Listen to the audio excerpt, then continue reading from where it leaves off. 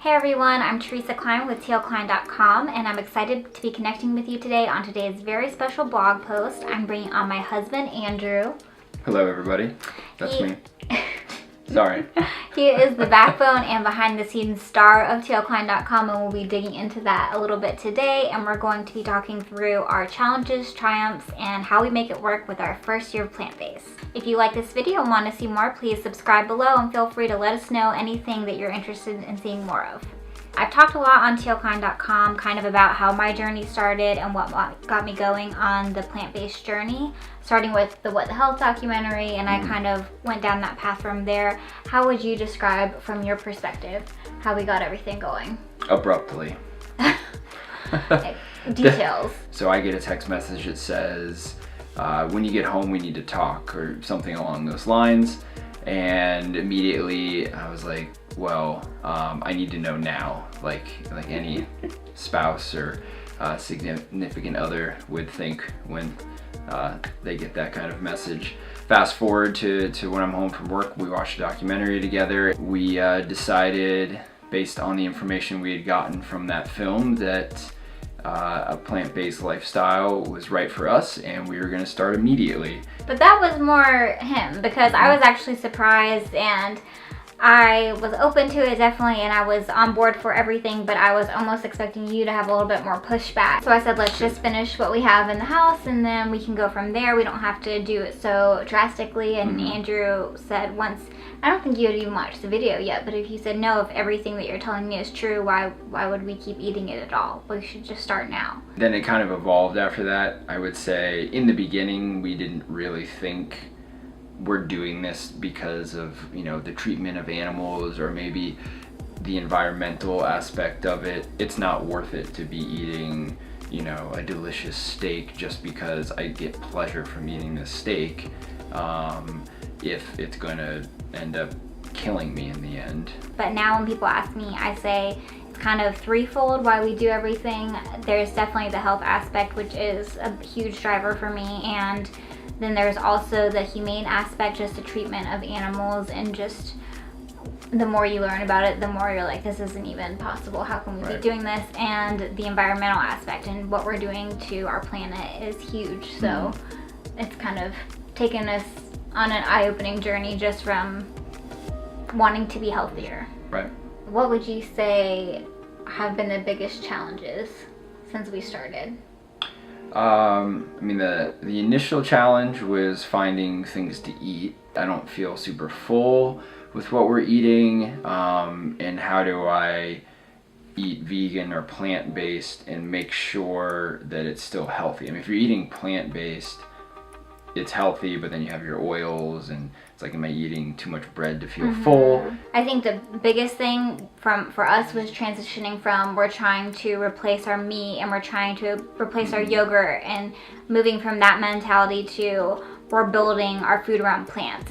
It's good to cook at home, but you know, we like exploring different local restaurants. I mean, eating out, that's a part of, that's a staple, that's your treat, how you treat yourself. It's like you look forward to it, and then all of a sudden it was like, it's not exciting. It's easier for us to eat at home than it is to go out, which is like, womp womp. Until we kind of learned how to navigate and which places had what we wanted, so that was definitely a challenge in the beginning. The one thing I thought of that was also difficult after eating out, which I still have a challenge with, is like talking to people about it, like friends or family, and like how far you take it.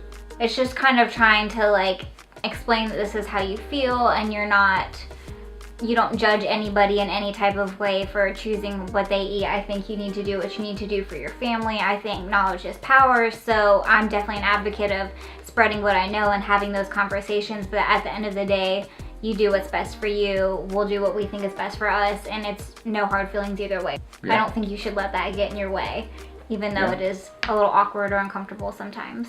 What would you say are some of like your successes, the biggest takeaways from this past year? I guess the first thing would just be that it is possible.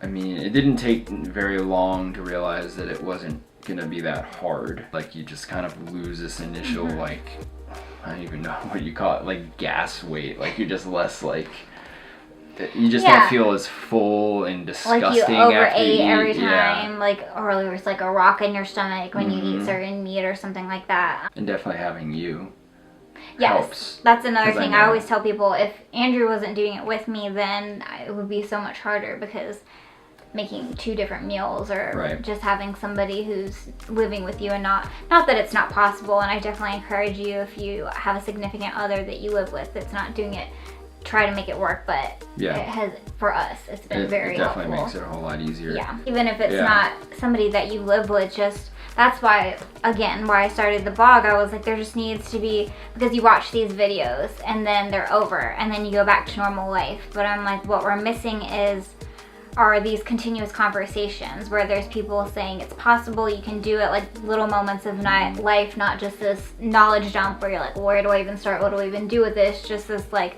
day by day encouragement, little installments of like tips, knowing that even if you don't need the tips, knowing there's somebody else out there that's doing it, and this isn't some obscure, impossible thing.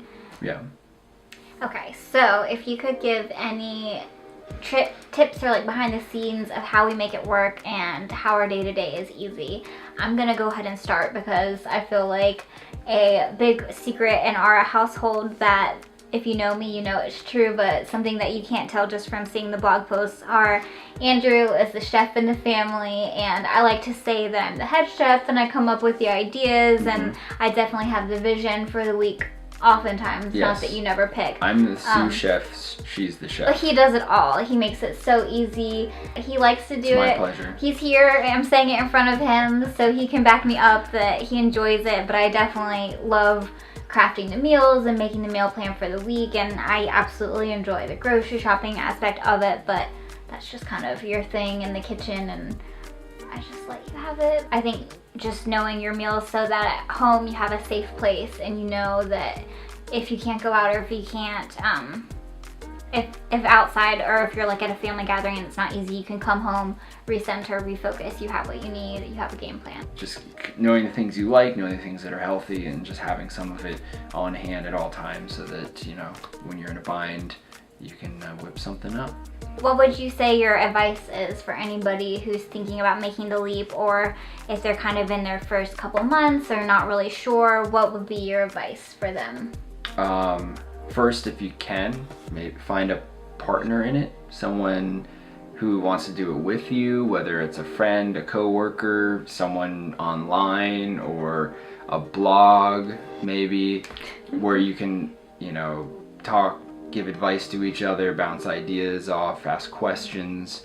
Something that's been huge for me, and probably for both of us, is continuing to do your research. You're gonna be up against so many questions all the time from other people, but you're also gonna question yourself in moments like, why am I doing this? This is so difficult. Like, why can't I eat like at holidays? Like, why can't I just have the turkey or the pie? Or like, everybody brings donuts every Friday at work. Like, why can't I just have a freaking donut? Stay hungry for information. Just don't accept because burgers and pizza are everywhere that is the norm. It doesn't have to be the norm. You can make Right. your own normal based on facts. And if you're really curious about the arguments against it, I definitely encourage exploring that side too. Don't just search for the information that affirms what you think. Like, do research on both sides, and I think you'll be very strong in where you stand. I don't know if you've seen in previous posts on my Instagram, but we are about to go on our 5-year anniversary trip to Italy. So we're going to be sharing lots of footage on the vlog and on my website, tealkline.com, and on Instagram. So we're going to be filling lots of goodies in of all of our trips, what we can find to eat vegan and plant-based, and just exciting things about our journey continued. So please stay tuned, subscribe again, and for everybody today who's been on their journey, please comment below and let me know how long you've been doing this journey, or if you're just dipping your toe in and have the idea of it, let us know what brought you here today. And we're excited to talk to you again soon. I've loved having my other half on the vlog today, but we're excited to serve up more content for you coming soon.